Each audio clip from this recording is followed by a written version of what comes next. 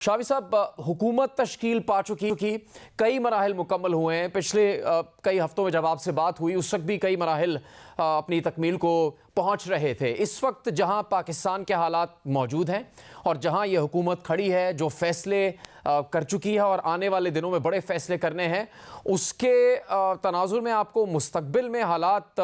अच्छे नज़र आ रहे हैं इस हुकूमत के लिए, या जो हमें हल्के फुल्के चैलेंजेस उभरते हुए नज़र आ रहे हैं वो एक इंतहाई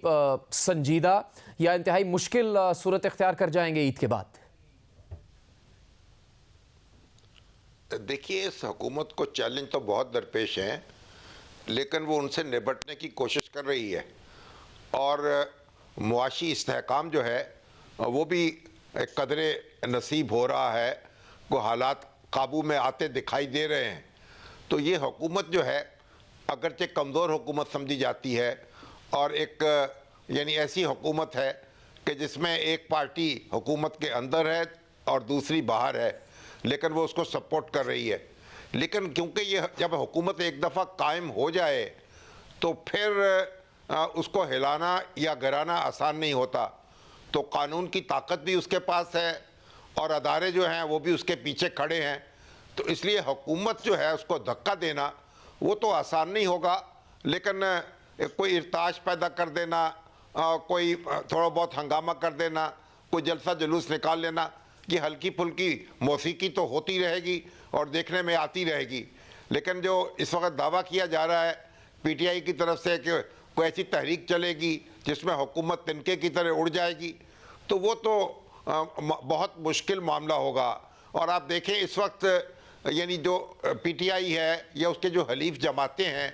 वो पार्लियामेंट में भी मौजूद हैं, वो असम्बलियों में भी मौजूद हैं और वो उनके ख़िलाफ़ मुज़ाहरा भी कर रही हैं, उनके ख़िलाफ़ एहतजाज भी करने का प्रोग्राम कर रही हैं। तो ये ऐसे मामला नहीं चलता, दो कश्तियों में सवारी से मामला नहीं चलेगा। अगर आप देखें 1970 में जो तहरीक चली थी तो एक दिन के लिए भी अपोजिशन जो थी वो असम्बलियों में नहीं बैठी, न कौमी असम्बली में न किसी सूबाई असम्बली में, और पहले दिन से उसने ये मौक़िफ़ इख्तियार किया कि हम इन असम्बलियों के नुमाइंदा नहीं मानते। और उसके बावजूद तहरीक चलाई और तहरीक का नतीजा क्या निकला, मार्शल्लाह आ गया। ना भुट्टो साहब के हाथ में कुछ रहा, ना कौमी इत्तेहाद के हाथ में कुछ रहा। तो इसलिए सियासी जमातों को ये देखना चाहिए कि उनकी जिद्दोजहद जो है उसे ऐसा फल मिले उनको जिसे वो खा भी सकें, जिससे लुत्फ़अंदोज़ हो सकें। तो अगर मामला उनके हाथ से निकल जाए तो फिर तो सूरत हाल और बिगाड़ का सबब होगी। तो मेरा ख्याल है कि ये पीटीआई का अंदरूनी खलफशार भी एक मौजूद है और जो उसमें यहाँ कन्फ्यूजन भी है, तो उसको ज़रा सोच समझ के काम करना होगा और इक़दाम करना होगा। ठीक, महमूद साहब, आपकी नज़र में क्या ये हुकूमत टेक ऑफ कर चुकी है अब इतने मराहिल से गुजरने के बाद, या अभी भी रनवे पर खड़ी रुकावटों का ही सामना कर रही है जिस तरह की पोजीशन इस वक्त है हुकूमत की? देखिए जुनैद, जो सबसे मुश्किल चीज़ इस वक्त हुकूमत के लिए है वो है मुआशी इस्तेहकाम।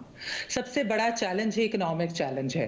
तो अगर तो ये हुकूमत इकोनॉमिक चैलेंजेस को हैंडल करने में कामयाब रही, यानी IMF का प्रोग्राम भी हुआ, उसके बाद जिस तरीके से आगे लेकर चलना है, अगर इकोनॉमिक स्टेबिलिटी आती है तो फिर तो बज़ाहिर मुझे नहीं लगता कि कोई इस किस्म के उनके लिए कोई ख़तरा होगा कि वो इस्टेब्लिशमेंट के साथ जो है, जिस तरह से इस वक्त एक हाइब्रिड निज़ाम हमारे सामने है, 2018 में हाइब्रिड निज़ाम हमारे ऊपर मुसल्लत किया गया और उसी की कंटिन्यूएशन है, वो बेशक पिछली पीडीएम हुकूमत हो या अब जो हुकूमत आई है। तो हाइब्रिड निज़ाम मुझे कहीं अनफॉर्चुनेटली जाता हुआ नजर नहीं आ रहा, रोल बैक होता हुआ नजर नहीं आ रहा। तो अगर मईशत को इन्होंने चला लिया तो फिर तो बज़ाहिर कोई खतरा इनके लिए ऐसा है नहीं कि जिससे लगे कि वो कोई दरार आ गई है और इस वजह से जो है हुकूमत गिरनी है। दूसरी एक और चीज भी है जुनैद, हमने पहले भी देखा 126 दिन के धरने भी हुए, उसके अलावा आप अगर इमरान खान साहब की हुकूमत के दौरान देखें, मौलाना फजलुर रहमान के भी धरना हुआ, उसके अलावा भी तहरीकें चलती रही। लेकिन इन चीज़ों से हुकूमतें नहीं गिरती और ना ही गिरनी चाहिए, बेशक इस्टेब्लिशमेंट उनके साथ हो या ना हो। हुकूमत अगर जो तब्दीली आनी होती है वो इन हाउस ही होनी चाहिए, सिस्टम के थ्रू ही। हमने वही देखा वोट ऑफ नो कॉन्फिडेंस में, उस वक्त आपने देखा होगा कि शुरू में नून लीग जो थी वो कहती थी कि हम असेंबलियों से बाहर चले जाते हैं और क्योंकि ये रिग्ड निज़ाम है और वो इलेक्शंस को मान मानते नहीं थे, लेकिन पीपल्स पार्टी ने उनको फाइनली कायल कर लिया इस चीज का कि सिस्टम के अंदर रहकर तब्दीली करेंगे, और वो एक successful vote of no confidence के थ्रू हुई। तो अगर कोई तब्दीली आनी होगी, अभी तो खैर बज़ाहिर ज़ाहिर बात है पाकिस्तान के अंदर पॉलिटिक्स के ऊपर जो है प्रेडिक्शंस करना इतना आसान नहीं है, क्योंकि बहुत जल्दी मामलात बदल जाते हैं, तब्दील हो जाते हैं। लेकिन उसके बावजूद अभी बज़ाहिर तो कोई ऐसी चीज नजर नहीं आ रही कि इनकी तहरीक से कोई चीज जो है वो हुकूमत जो है वो बाहर चली जाएगी। उमर साहब, जिस वक्त ये बात हो रही थी तहरीक इंसाफ की तरफ से इंतखाबात में धांधली और फिर नई हुकूमत पर जिस तरह की तनकीद है, अभी भी उनका मौक़िफ़ कायम है कि वो क्या समझते हैं मुस्लिम लीग नून के जीतने वाले उम्मीदवारों से मुतालिक। इस वक्त जो चैलेंज हो सकता है नई हुकूमत के लिए, वो सबसे बड़ा क्या हो सकता है? ये हालात जो कि PDM हुकूमत के वक्त से उनके साथ हैं कि उस वक्त महंगाई की गई, आवाम के लिए ऐसे हालात पैदा किए गए जिसमें जीना मुश्किल हो गया, या फिर तहरीक इंसाफ का ये बयानिया जो आवाम में उन्होंने सामने रखा, वो सबसे बड़ा चैलेंज हो सकता है कि किस तरह से वो आगे चलकर इस हुकूमत को टफ टाइम देना चाहते हैं? देखें, तहरीक इंसाफ वाले जो हैं उन्हें ये फन आता है कि वो अपने जो सपोर्टर्स हैं उनको पुरुमीद रखते हैं। इवन के जो उनके बयानिए को सपोर्ट करने वाले व्लॉगर्स हैं वो भी रोज़ाना की बुनियाद पे इस तरह की खबरें छोड़ रहे होते हैं कि जैसे आज ही इमरान खान की रिहाई मुमकिन है।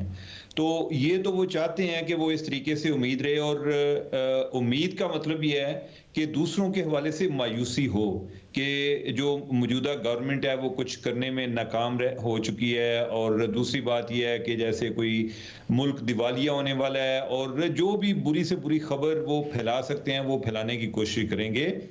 बाकी जो बात है धांधली के हवाले से, मेरे ख्याल के इलेक्शन तो शफाफ नहीं हुए, ये तो गवर्नमेंट भी कोई गारंटी से बात नहीं कर सकती कि इलेक्शन कोई अच्छे हुए हैं। हाँ, ये है कि वो यही कह सकते हैं जी कि अच्छा जी 2018 में कैसे हुए थे, PTI वाले कहेंगे जी 2018 में ऐसे तो नहीं हुए थे, यानी कि वो ये बातें हैं। तो एक तो ये तरीका है कि कोई या तो कमीशन बना लें और कमीशन के बाद तय कर लें कि फलां जो सीटें हैं वो मशकूक हैं और उधर दोबारा से इलेक्शन करा लें। क्या ऐसी सूरत में इमरान खान अपना, यानी कि वो कहेंगे जी कि अगर वो दोबारा इलेक्शन हो गए हैं, या हम फॉर अ मोमेंट हम मान जाते हैं जी कि गवर्नमेंट फिर भी किसी तरीके से अपनी मेजॉरिटी बरकरार रखने में कामयाब हो जाती है, तो क्या उसके बाद इमरान खान या PTI वाले घर में बैठ जाएंगे? ऐसा मुमकिन नहीं है। दूसरी बात यह है कि अगर उनको लाना ही मकसूद होता तो फिर ये इलेक्शन के हवाले से जो इतनी बातें सुन रहे हैं या उनकी इंटेग्रिटी पर जो इतने सवालात आ रहे हैं, तो ये भी सुनने की जरूरत नहीं। तो फिर तो ये था कि इमरान खान को ले आए। तो अब यह है कि हासिल गुफ्तगू यही है कि जब तक मौजूदा निज़ाम है या मौजूदा निज़ाम को चलाने वाले जो लोग हैं वो मौजूद हैं, तो तब तक वो इस सिस्टम के भी सबसे बड़े स्टेक होल्डर वो हैं। वो एक उनका रोल भी एक रेफरी का नहीं है, यानी कि वो इस तरह, हम जिस तरह के माहौल में रह रहे हैं इधर हर बंदा एक फ्री की बन चुका है, तो लिहाजा उनकी मौजूदगी में तो मुझे नज़र नहीं आता। यानी कि अभी कुछ देर से मैं देख रहा हूँ कि कई तजिया नगार जो हैं वो भी ऐसे कर रहे होते हैं जी कि खान साहब आए, लेकिन मुझे ऐसा नज़र नहीं आ रहा। यानी कि आपको याद होगा कि जब नवाज शरीफ जो हैं उनको किसी एक केस में कोई जमानत होने लगती थी तो कोई और केस उनका शुरू कर देते थे और फिर उनको दबोच लेते थे। तो मेरे ख्याल ये इमरान खान के बारे में भी होगा। बाकी जो इनकी तहरीक है, आई डोंट थिंक कि तहरीक कोई इतना ज़्यादा फ़र्क डाल सकती है या इतने लोग निकलेंगे जितनी इनकी आदत पहले बनी हुई थी कि हम निकलेंगे तो हमें कोई पूछने वाला नहीं होगा, ऐसा मुझे नज़र नहीं आ रहा। अगर कोई दोबारा से वो रोड्स पर आते हैं तो खैबर पख्तूनख्वा से बाहर कोई ऐसा को बहुत ज़्यादा एक फोर्सफुल शो करने की पोजीशन में नहीं होंगे, एटलीस्ट उनको कोई करने नहीं देगा।